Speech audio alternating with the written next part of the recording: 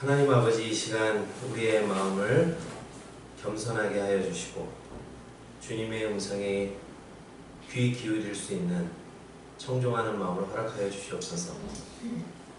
그래서 주님께서 말씀하시는 것을 마음에 새기고 쫓아갈 수 있도록 주여 인도하여 주시옵소서. 예수님의 이름으로 기도합니다. 아멘.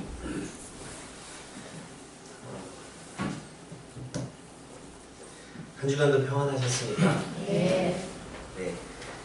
우리가 2019년 새해를 맞이하고 두 번째로 맞이하는 주일입니다. 지난 주일 우리가 새해를 시작하면서 백경 목사님을 통해서 어떤 말씀 들었죠?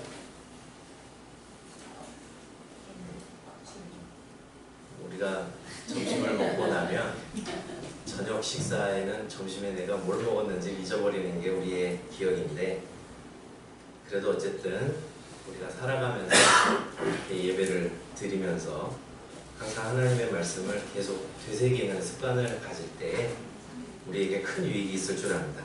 우리가 지난 시간에는 그 하나님과 동행하였던 에녹에 관해서 이야기를 들었고, 이거 기억하기 좋으라고 그 에녹 문화라는 타이틀로 말씀을 전해주셨죠.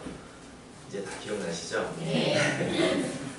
지난주에 우리가 하나님과 동행하는 삶에 대해서 생각해 보았다면, 이제 오늘은 그 하나님과 동행하면서 나누는 대화, 곧 기도에 대해서 함께 생각해 보는 시간을 가지려고 합니다.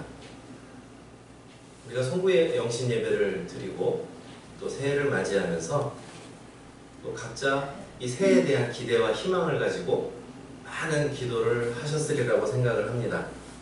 올해를 시작하면서 어떤 기도들을 하셨는지 궁금합니다.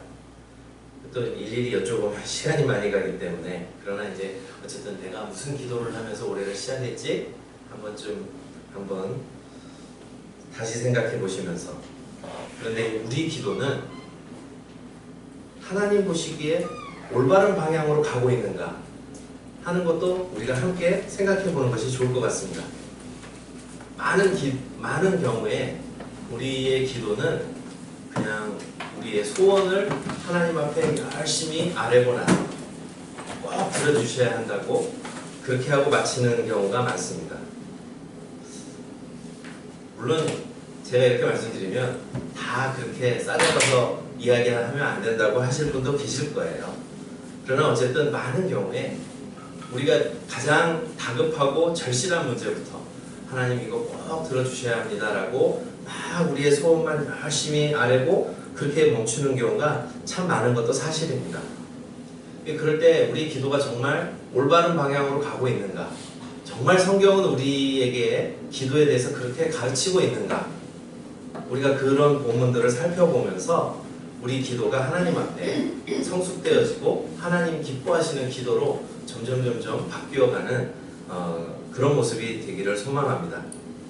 성경 속에는 여러 기도가 등장합니다. 그리고 성경 속의 인물들은 곧 기도의 인물들이라고 해도 틀린 말은 아닐 것 같습니다. 우리가 성경을 읽을 때 이 성경 속의 인물들은 어떻게 기도했고 무엇을 기도하며 살았는지 우리가 살펴본다면 우리 기도 생활을 바로잡아주는 중요한 지침이 되리라고 생각이 됩니다. 그래서 오늘은 그 중에서도 이 신약 성경에서 13번의 편지를 기록했던 이 바울 사도의 기도가 담긴 한 본문을 가지고 우리의 기도 생활을 한번 반추해보는 그런 시간을 갖고자 합니다. 이 바울 사도의 편지들에게서 기도를 찾아보는 것은 어렵지 않습니다. 거의 모든 편지에 하나님께 감사드리고 기도하는 내용이 들어가 있습니다. 대부분 하나님께 감사합니다. 인사말 다음에는 하나님께 감사합니다 하는 내용이 거의 공식처럼 등장을 하는데, 이제 예외가 있다면은 이제 갈라디아서 같은 경우에는 바울 사도가 상당히 그 격한 감정에서 써서 그런지 거기에는 조금 빠져 있습니다. 그렇지만 거의 대부분, 그래서 오늘 우리가 살펴보려고 하는 이 데살로니가 전서에도 보면 이제 1장 2절 10절에 보면 이 전형적인 감사의 글이 등장을 합니다. 그리고 나서 이 한 번만 나오는 게 아니고 데살로니가 전서에 보면 2장 13절 16절에도 감사의 내용이 또 나옵니다. 그리고 세 번째로 오늘 우리가 살펴볼 3장 9절 13절에도 감사와 기도의 내용이 또 등장을 하는 것을 볼 수가 있습니다. 그래서 오늘 우리는 특별히 이 3장 9절 13절, 이 9절에서 13절까지 여기에 등장하는 이 감사와 기도의 내용을 살펴보려고 합니다. 말씀드린 것처럼 이제 앞부분만 총 3장 동안에 3번의 감사 이야기가 나오는데, 우리가 보통 그 빌립보서를 기쁨의 서신으로 우리가 알고 있는데, 이 데살로니가 전서도 보면은 굉장히 그 하나님 앞에 풍성한 감사와 감격이 넘쳐나는 편지인 것을 알 수가 있습니다. 오늘 우리가 읽은 말씀 첫 부분 다시 한번 보시면 바울 사도가 이렇게 기록하고 있죠. 우리가 우리 하나님 앞에서 너희로 말미암아 모든 기쁨으로 기뻐하니 너희를 위하여 능히 어떠한 감사로 하나님께 보답할까, 이렇게 이야기를 하고 있습니다. 그리고 이 감사가 왜 터져 나왔는가 이렇게 보면 이제 조금 암시를 주는 단락이 바로 3장 1절부터 8절까지 내용인데, 그 내용은 이러합니다. 바울 사도가 조마조마한 마음으로 이 디모데를 데살로니가 교회로 보내서 그들이 신앙생활을 잘하고 잘 지낸다는 소식을 전해오니까 내가 너무 기쁘다 하는 내용이 이제 1절부터 8절까지 기록이 되어 있습니다.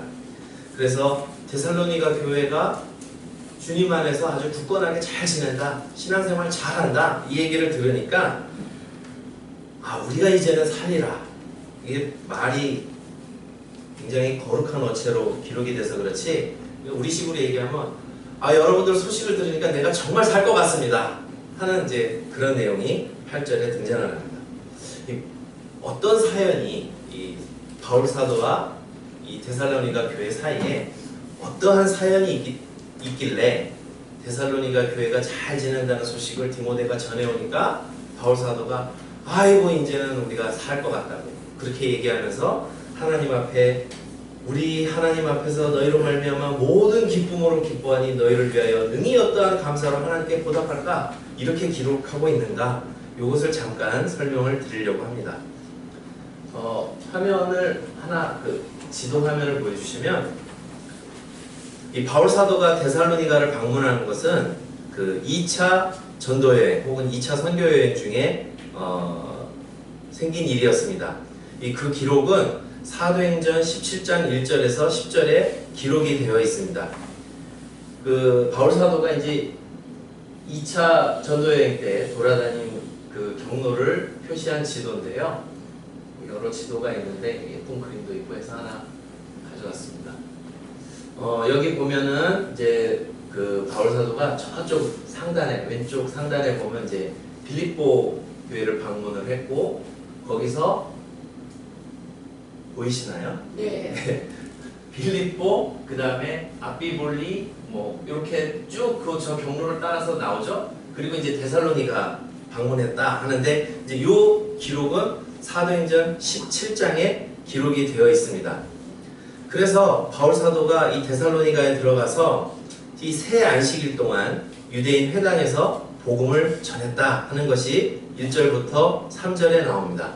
본문을 한번 잠깐, 사도행전 17장 1절 보여주시면, 그들이 아비불리와 아볼로니아를 다녀가 데살로니가에 이르니 거기 유대인 회당이 있는지라 하면서 바울 사도가 늘 했던 관례대로 새 안식일 동안 성경을 가지고 강론을 했다. 회당에 들어가서 안식일에 성경을 가르쳤는데, 그러면 한 몇 주 있었던 거죠? 새 안식일이면 3주죠. 3주 정도 회당에서 예수님을 가르쳤습니다. 그랬더니 4절에 보니까 그 중에 경건한 헬라인의 큰 무리와 적지 않은 귀부인도 권함을 받고 바울과 신라를 따르나. 그러니까 이 복음을 받아들인 사람이 거기에 이제 나타났다는 거죠. 그래서 이제 교회가 생기게 됐는데, 5절에 보면 바로 문제가 생기죠.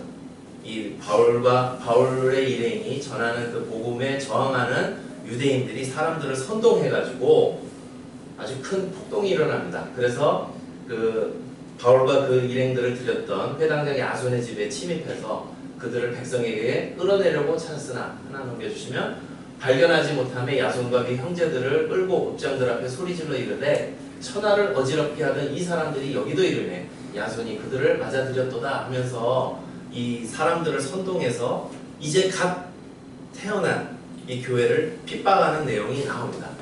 한 3주 정도 복음을 전했는데 이제 이런 난리가 벌어졌다는 거죠. 그래서 10절에 보면 밤에 형제들이 곧 바울과 실라를 베레아로 보내니 그들이 이르러 유대인 회당에 또 들어갔다 하는 내용이 이제 10절에 이르는데 다시 한번 지도를 보여주시면 이제 데살로니가에서 바로 베레아로 갔고 그 다음에 방향을 아테네로 고린도로 이렇게 틀었는데 그 와중에 아테네에서 데살로니가 교회가 너무 걱정이 돼서 디모데를 보냈고 고린도에서 합류해서 이제 디모데를 통해서 데살로니가 교회 소식을 들었다는 거예요. 그러니까 한 3주 정도 그러나 실제로는 3주보다 더 있었던 것으로 보여요. 왜냐하면 그 빌립보서 본문도 하나 찾아왔는데 잠깐 넘겨주시면 이제 빌립보 여기도 그 얘기가 잠깐 나오죠. 내가 마게도니아를 떠날 때에 주고받는 일에 참여한 교회가 너희 외에 아무도 없었느니라. 데살로니가에 있을 때도 너희가 한 번뿐 아니라 2번이나 나의 쓸 것을 보내었도다. 아까 그 지도에 보시면 빌립보를 거쳐서 들어가잖아요. 그런데 이제 데살로니가 교회에서 바울 일행이 복음을 전한다고 하니까 이 빌립보에서 선교 후원을 해준 거죠. 2번이나. 그러면은 이제 거리상 소식을 듣고 후원금이 오고 이렇게 하려다 보면 3주의 시간으로는 좀 부족하고 조금 더 있었던 것으로 보여요. 그러나 어쨌든 적은 시간, 뭐 길어봐야 한 몇 달 정도 있는 사이에 복음을 열심히 전해놓고 그리고는 어쩔 수 없이 분위기에 휩쓸려가지고 쫓겨나는 이제 그렇게 된 거죠. 물론 바울과 그 일행이 간 게 아니라 아까 10절에서 보았듯이 형제들이 여기 안 계시는 게 좋겠습니다 하고는 보냈다는 거죠. 이게 그렇게 해서 데살로니가 교회를 떠나고 나서 이 바울 사도의 마음속에는 이제 막 복음을 받아들이고 생긴 이 교회에 대한 걱정이 엄청나게 컸다는 거죠. 그래서 아테네에 가서 디모데를 보내서 그 교회 소식을 좀 알아보라고 어떻게 됐는지 너무 급히 떠났기 때문에 어떻게 됐는지 알아보라고 했는데 생각보다 이 교회가 너무 든든하게 정말 그리스도인답게 잘 살면서 잘 지내고 있다 굳게 서가고 있다 하니까 바울 사도가 마음이 그냥 확 풀어지면서 내가 이게 얼마나 기쁜지 모르겠다 하나님 앞에 어떤 감사를 드려야 할지 모르겠다 하는 내용이 이제 오늘 본문에 등장하는 것을 볼 수가 있습니다. 그래서 이 바울 사도는 데살로니가 교회에 대해서 물론 스스로 떠난 것은 아니지만 이 미안함과 또 그들이 그 가운데서도 꿋꿋하게 잘 서가고 있다는 그것에 대해서 이 감사가 넘쳐나서 이 데살로니가 전서에는 그러한 그 사도 바울의 마음이 얼마나 이게 잘 담겨 있는지 볼 수가 있습니다. 그래서 1장부터 3장까지 내용이 거의 그 내용입니다. 그래서 인사말부터 바울 사도는 굉장히 그 다른 교회에 보내는 편지와 달리 조금 그 독특한 내용을 쓰고 있습니다. 우리가 데살로니가 전서 1장 잠깐 보시면 데살로니가 전서 1장 1절 바울과 실로아노와 디모데는 하나님 아버지와 주 예수 그리스도 안에 있는 데살로니가인의 교회에 편지하노니 은혜와 평강이 너희에게 있을지어다. 우리가 바울 사도의 편지를 읽을 때 대부분이 앞부분은 그냥 쓱 지나가 버리는데요. 이 인사말만 다 비교해 보셔도 그 교회를 향해서 바울 사도가 얼마나 꼼꼼하게 기록하고 있는가, 세심하게 기록하고 있는가 하는 것을 볼 수가 있습니다. 예를 들면 고린도전서 1장 1절에서는 이거하고는 조금 다른 형식으로 기록을 하고 있어요. 자, 고린도전서 1장 1절을 제가 읽어드리겠습니다. 어떤 차이가 있는지 한번 들어보세요. 고린도전서 1장 1절 하나님의 뜻을 따라 그리스도 예수의 사도로 부르심을 받은 바울과 형제 소스데네는 고린도에 있는 하나님의 교회 곧 그리스도 예수 안에서 거룩하여지고 성도라 부르심을 받은 자들과 또 각처에서 우리의 주 곧 그들과 우리의 주 되신 예수 그리스도의 이름을 부르는 모든 자들에게 하나님 우리 아버지와 주 예수 그리스도로부터 은혜와 평강이 있기를 원하노라. 이 내용과 데살로니가 전서 1장 1절에 하나님 아버지와 주 예수 그리스도 안에 있는 데살로니가인의 교회에 편지하노니 은혜와 평강이 너에게 있을지어다. 어떤 차이가 있을까요? 차이는 사실 굉장히 많아요. 길이도 다르고 발신자도 다르고 바울은 같죠. 발신자도 약간 차이가 있고 그런데 이 편지를 받는 사람들을 묘사하는 내용이 차이가 있어요. 고린도전서에는 어떻게 되어 있냐면 고린도에 있는 하나님의 교회, 이런 표현이 등장하는 이유는 고린도 교회가 조금 읽어보시면 알겠지만 고린도전서 1장에 보면 교회가 사로 노열이 돼요. 고린도에 있는 하나님의 교회라는 이 정체성을 확인시켜 주는 거예요. 그런데 데살로니가 전서에 보면 어떻게 쓰고 있죠? 하나님 아버지와 주 예수 그리스도 안에 있는 데살로니가인의 교회.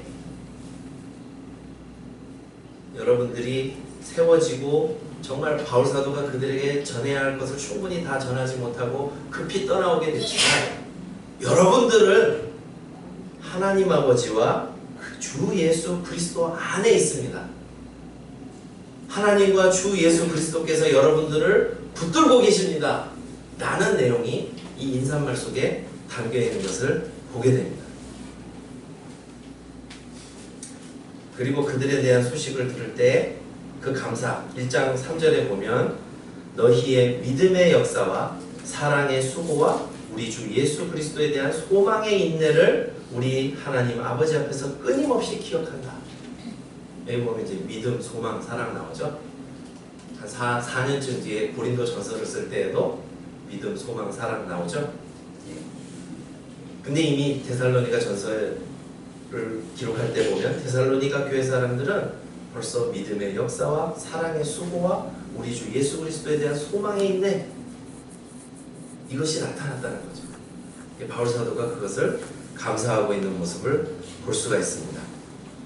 그러니까 이 데살로니가 전서 전반부에 보면 이 바울 사도와 그 일행이 그냥 급작스럽게 원치 않게 그들을 떠난 가운데서 그들을 지켜주신 하나님께 대한 감사, 하나님께서 이들을 붙잡아 주셨구나라는 그 감사가 서두부터 뚝뚝 묻어나오는 것을 봅니다.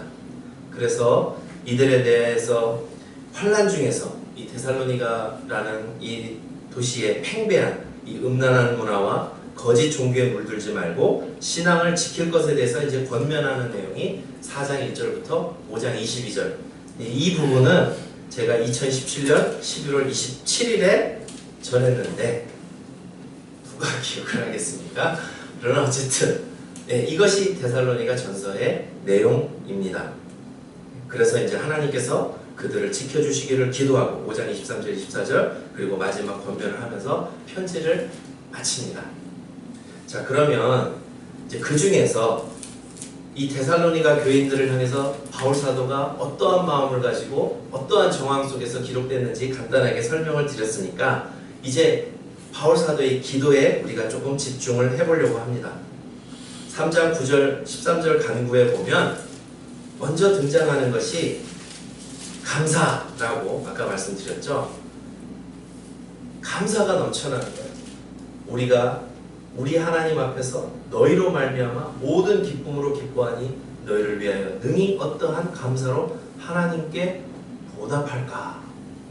이 단순히 그냥 감사의 내용이 아니라 사실 이게 그 다른 언어에서 다른 언어로 옮기다 보면 좀 자연스럽게 옮기기 위해서 원래의 문장을 좀 깨는 경향이 있어요. 그래서 그 우리말 번역과 헬라어 성경이 조금 차이가 있는데 원래 바울 사도가 기록했던 이 헬라어 성경의 내용은 이 9절과 10절이 하나의 문장이에요. 그래서 주야로 심히 간구한다 라는 이 내용과 이 앞에 감사하는 이 내용이 이 하나의 문장으로 연결이 되어 있어요. 무슨 이야기인가 하면 이 감사는 언제 터져나온 거냐? 디모데를 통해서 소식을 듣고 또 꾸준히 그들을 위해서 기도하는 가운데 이 교회가 든든하게 서 있구나라는 것에 대해서 바울 사도 가슴 속에서 감사가 터져나온 거죠. 기도 중에 터져나온 감사라는 것입니다. 우리가 우리 하나님 앞에서 너희로 말미암아 모든 기쁨으로 기뻐하니 너희를 위하여 능히 어떠한 감사로 하나님께 보답할까? 바울 사도는 이들을 위해서 어떻게 기도하고 있었다고요? 주야로 심히 간구하고. 이 심이라는 표현도 굉장히 재밌는 표현이에요. 원래 이게 더욱 넘친다라는 이 표현에다가 그것을 뛰어넘는 무엇을 밖으로라는 그 전치사와 그 위에라는 전치사, 이 세 개의 단어가 합성으로 된 단어예요. 그러니까 어떤 것을 더욱 풍성한데 그것은 넘쳐나게 풍성하고 그래서 더 위에 풍성한, 그러니까 굉장히 그 재미있는 단어를 사용하고 있어요.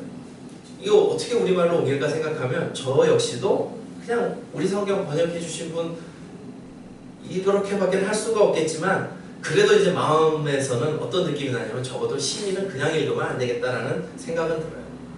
말 그대로 심히 깊은 간구함은 그렇게 읽어야 되는 거죠. 주야로. 바울 사도는 원래 경건한 유대인이었기 때문에 아마도 정해진 시간, 뭐 아침, 점심, 저녁 혹은 아침, 저녁 기도하는 시간이 있었을 거예요.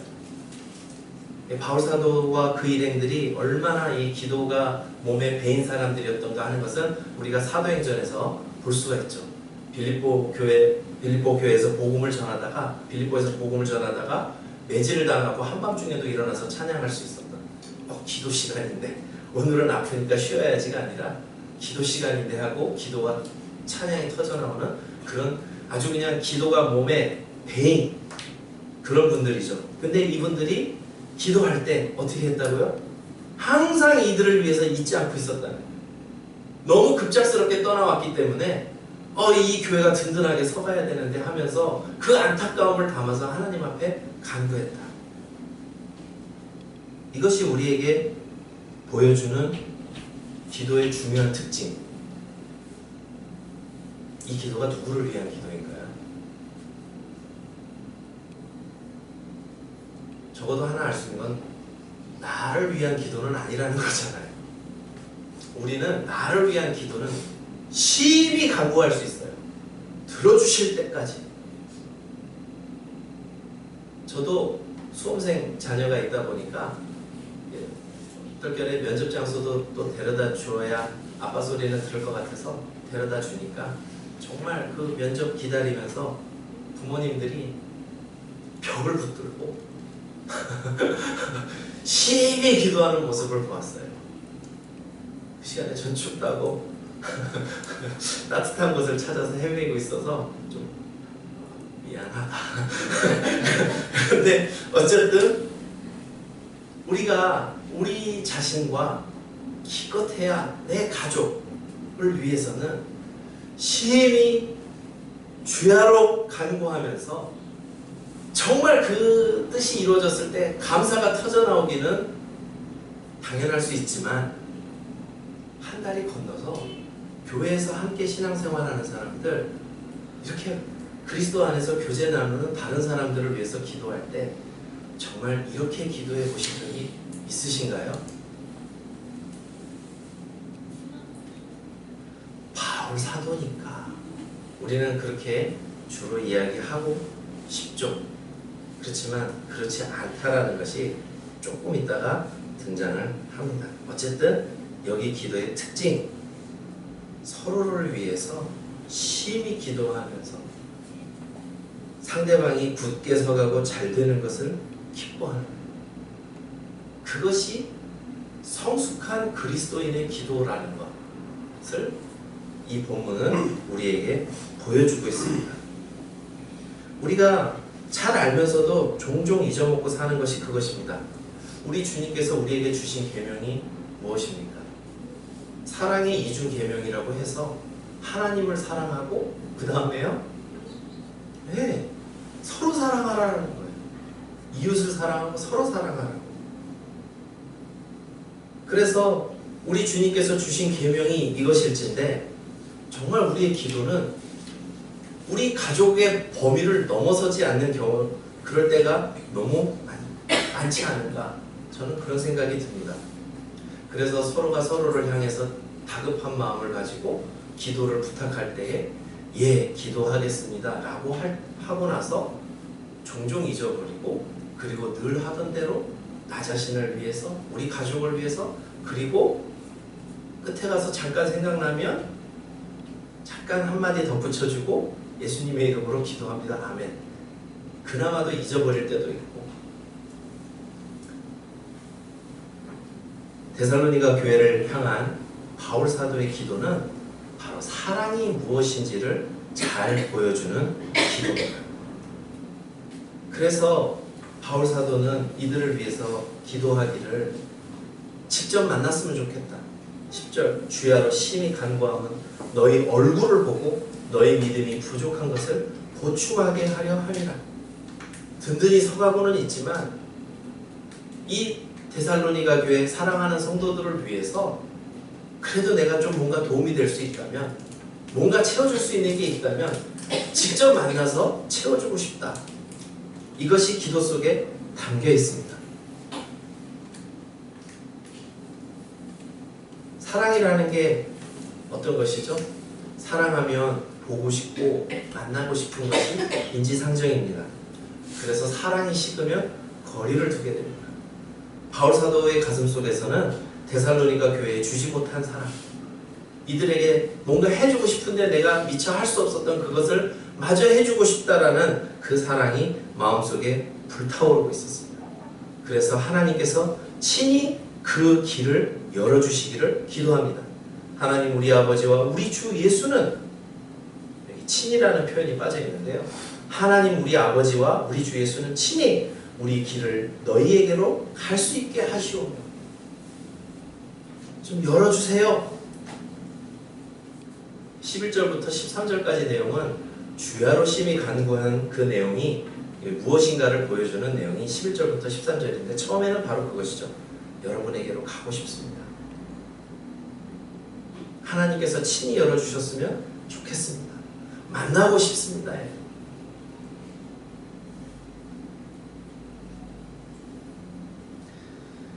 사실 데살로니가 교회에 대해서 바울 사도는 이미 그들이 굳게 서가고 있었고 앞서 말씀드린 것처럼 그들 가운데에서는 이미 믿음의 역사와 사랑의 수고와 우리 주 예수 그리스도에 대한 소망의 인내가 나타나고 있다는 것을 알고 있었음에도 불구하고 그래도 계속 뭔가를 채워주고 싶은 그런 마음이 있었습니다. 사실 사랑에는 이만하면 됐다라는 것은 없어요. 어떻게든 내가 그들에게 도움이 될 수 있다.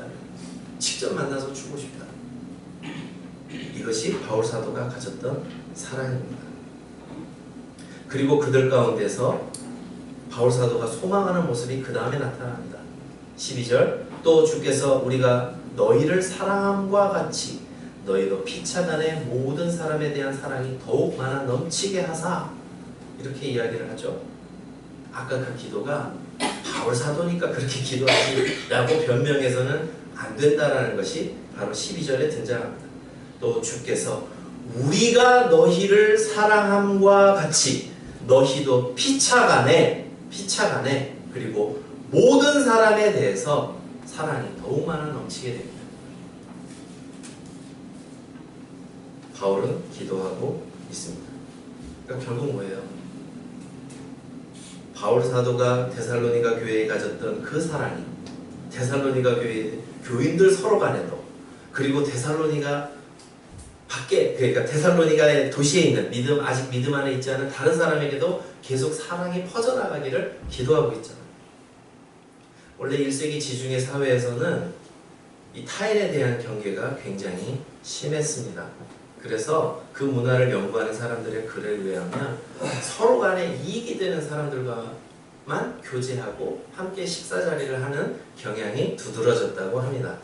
그래서 정말 낯선 사람과 식사하는 것은 굉장히 이상하게 비춰졌던 것이 1세기 지중해 사회의 모습이었습니다. 그래서 내가 함께 누구와 식사하느냐, 그것이 그 사람의 신분을 결정했다고 해요. 유대도 예외는 아니어서 예수님께서 세리와 창기와 함께 식사하셨을 때 난리가 났던 거죠. 저는 세리와 제일 친구구나.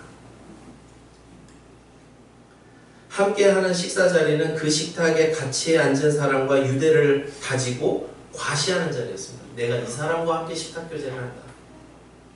그리고 낯선 사람, 나와 격이 맞지 않는 사람이 다가오는 것은 일종의 도전으로 여겼던 것이 1세기 지중해 사회의 모습이라고 합니다.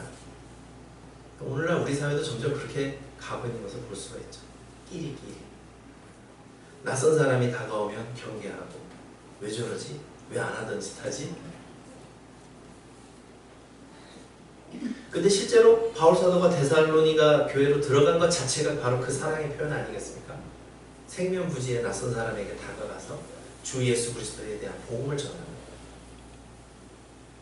그래서 데살로니가 교회에도 서로 간의 그런 사랑, 교회 안에서도 혹시 사회에 물들어서 교회 안에서도 끼리끼리 모이는 그런 모습이 나타나지 않고 피차간에 대한 사랑, 그리고 모든 사람에 대한 사랑이 바울 사도 일행이 그들에게 다가섰던 것처럼 넘쳐나기를 기도하고 있었던 것입니다. 오늘날도 알게 모르게 마음 다친 많은 분들이 자신에게 다가오는 것을 불편해하고 부담을 많이 느끼고 자신만의 작은 울타리 속에서만 살기를 원하는 경향이 많습니다. 교회에서도 마찬가지입니다. 바울이 바랐던 모든 사람, 전혀 모르는 사람들에게 사랑으로 다가가 전도하는 것은 고사하고 교회 안에서도 누가 다가오는 것에 대해서 부담을 갖는 경우가 많습니다. 그래서 신앙생활을 할 때에도 서로의 삶이 빤히 드러나는 작은 교회보다는 적당히 자기 자신을 가릴 수 있는 큰 무리 속에서 들어가서 신앙생활을 하는 것을 더 선호하는 것은 아닌지 모르겠습니다. 물론 큰 교회에 다니는 것이 꼭 그 이유만은 아니고 그것이 잘못이라는 것은 아닙니다. 하지만 제가 앞서 말씀드린 바로 그 이유, 낯선 사람이 다가오는 것을 불편해하고 관심 갖는 것을 불편해하고 나 역시 그렇게 하는 것이 불편해서 큰 교회를 다닌다면 적어도 그것은 바울 사도가 원했던 교회의 모습은 아니었습니다. 바울 사도가 꿈꾸는 교회의 모습은 사랑이 풍성해져서 피차 서로 간에 대한 사랑이 깊어지고 그리고 모르는 낯선 사람들에게까지도 사랑으로 다가갈 수 있는, 그래서 그 사랑으로 풍성해져서 13절처럼 너희 마음을 굳건하게 하시고 우리 주 예수께서 그의 모든 성도와 함께 강림하실 때 하나님 우리 아버지 앞에서 거룩함에 흠이 없게 하시기를, 거기까지 이르는 것을 바울 사도는 원하고 있었던 것입니다. 바로 그 첫 출발이 기도라는 것이죠. 서로를 사랑하고 상대방의 잘됨을 너무 기뻐서 내가 하나님 앞에 어떠한 감사로 보답을 할까, 이런 마음이 터져나오는 그런 모습들. 이 시간 한번 우리 함께, 그러고 보니 우리 교회 이름이 함께하는 거예요. 우리 함께하는 함께 예배 드리는 우리 지체들을 한번 바라보면서 나는 우리 사랑하는 지체들을 위해 얼마만큼 기도하고 있는가, 서로의 잘됨 속에서 얼마만큼 하나님 앞에 감사하는 시간을 갖고 있는가, 우리가 생각해보는 시간을 갖기를 원합니다. 물론 이 기도가 꼭 우리가 그동안 하나님 앞에서 드려왔던 기도가 잘못됐다라는 것은 아닙니다. 우리는 하나님 앞에서 일용할 양식을 구해야 하고 이런저런 삶의 필요를 구할 수 있습니다. 그것은 주기도문에서도 가르쳐 주신 것입니다. 그렇지만 우리 자신의 꿈과 우리 가족, 이 좁은 틀 안에 갇혀서 한쪽으로만 가는 기도는 한쪽만 비대해진 채 다른 쪽은 계속 말라 비틀어져 가는 불균형의 모습입니다. 육신의 건강에 있어서나 신앙생활에서 불균형은 질병을 가져옵니다. 제가 한참 치료받고 제법 그래도 사람답게 슬림해져 있다가 요즘 도루살이 쪘어요. 도로 제자리로 왔습니다. 왜 그럴까요? 불균형 때문에 그렇죠. 골고루 먹지 않고 편식과 폭식, 운동과 학업 이렇게 균형을 맞추고 살아야 되는데 한쪽으로만 가니까, 그래서 이제 병원 갈 때마다 책망을 받고 있습니다. 전에 한번 말씀드렸죠. 의사 선생님께서 말씀하시더라고요. 욕심이 잉태한즉 죄를 낳고 죄가 장성한즉 사망을 낳는다. 먹을 것을 조금 줄이십시오. 그래서 저도 그냥 당할 수는 없잖아요. 그래서 제가 학업도 빨리 마쳐야 하고 할 것도 있고 하다 보니 계속 냉장고를 문을 열게 됩니다. 하고 소심하게 핑계를 댔더니 의사 선생님께서 뭐라고 한마디로 딱 잘라서 이야기를 하셨냐면, 그래 그거 다 마치고 빨리 죽고 싶어요? 이러시더라고요. 그래서 저도 이제 조금 생각을 몸의 건강과 영혼의 건강과 뭐 제가 할 일들 좀 균형을 맞춰보려고 올 한 해 저는 계획을 세웠습니다. 우리 신앙 건강도 이와 비슷한 것은 아닐까 싶습니다. 한 해를 새로 시작하면서 우리가 그동안 우리를 둘러싼 이 몸과 뭐 재물, 뭐 하여튼 환경 이런 거에만 치중한 것은 아닌지, 우리의 영적인 건강이 어떤지 먼저 돌아보는 시간을 갖기를 원합니다. 성경과는 동떨어진 채 한쪽으로만 치우친 것은 아닌지, 우리가 기도할 때에 우리의 욕심에 따라서 우리 자신의 틀에 갇혀서 이것저것 구하고 산들, 주님께서 그의 성도들과 함께 다시 오실 때에 부끄러움만 가득하다면 그것이 다 무슨 소용이겠습니까? 올 한 해 기도를 바로잡고 주님 앞에서 진정한 건강한 신앙생활을 하시는 저와 여러분 되시기를 주님의 이름으로 축원합니다. 아멘. 기도하시겠습니다. 하나님 아버지, 우리가 진정 무엇을 추구하고 기도하며 살아가야 할지를 알게 하여 주시옵소서. 우리에게 참된 지혜와 소망과 믿음과 사랑을 허락하여 주시옵소서. 피차간에 서로에 대한 사랑과 모든 사람들에 대한 사랑이 넘쳐나게 하여 주시옵소서. 우리 주 예수 그리스도의 이름으로 기도하였습니다. 아멘.